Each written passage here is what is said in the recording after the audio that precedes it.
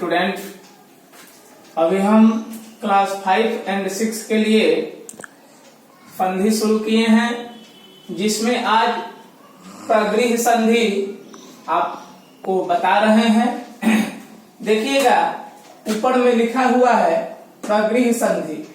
सूत्र लगा ई दो दे द्विवचनम प्रगृह्य, अर्थात ये कहता है कि इदंत उदंत या इदंत शब्द यदि द्विवचन में रहता है तो उसका कोई संधि नहीं होता है।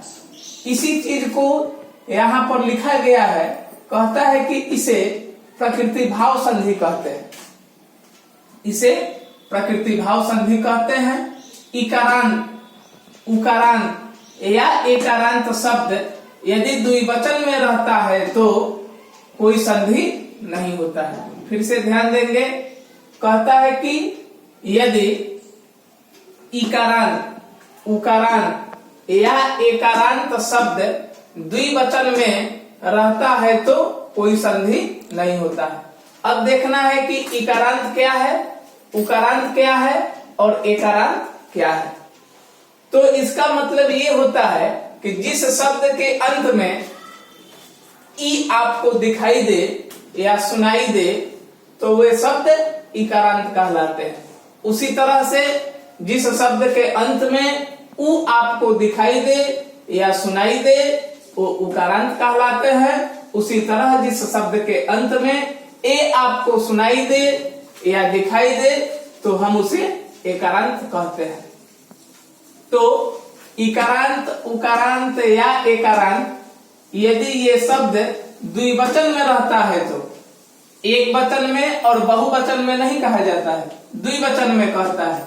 यदि द्विवचन में रहता है तो इसका कोई संधि नहीं होता है, अर्थात तो जस के तस लिख दिया जाएगा।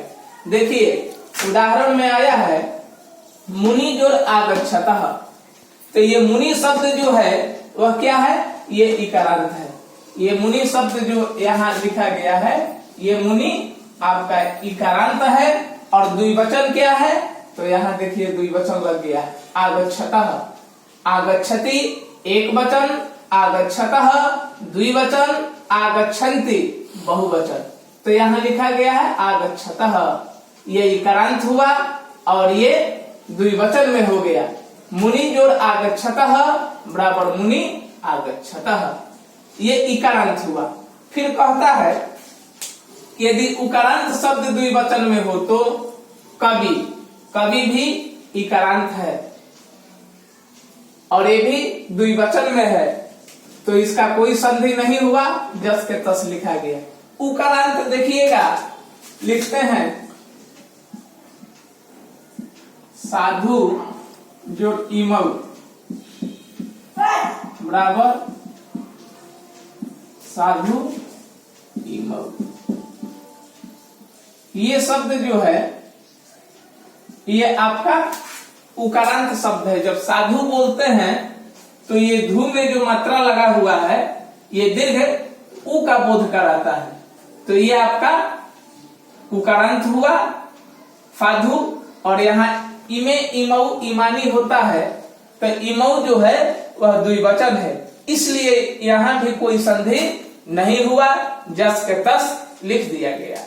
फिर कहता है कि यदि एकारांत शब्द द्विवचन में हो तो एकारांत देखिए, लते जब बोलते हैं तो इसमें ए है और ये द्विवचन है, तो इसका कोई संधि नहीं हुआ। लते जोड़ एते बराबर लते एते, जस के तस लिख दिया गया।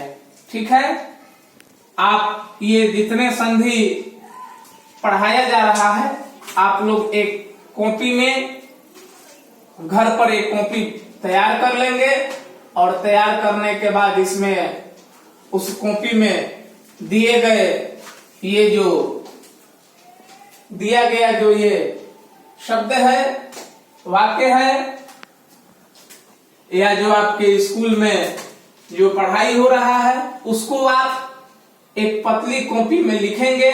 और जब स्कूल खुल रहा है, विद्यालय खुल रहा है, तो आप इसको अपने सब्जेक्ट टीचर के पास ला करके जमा कर देंगे।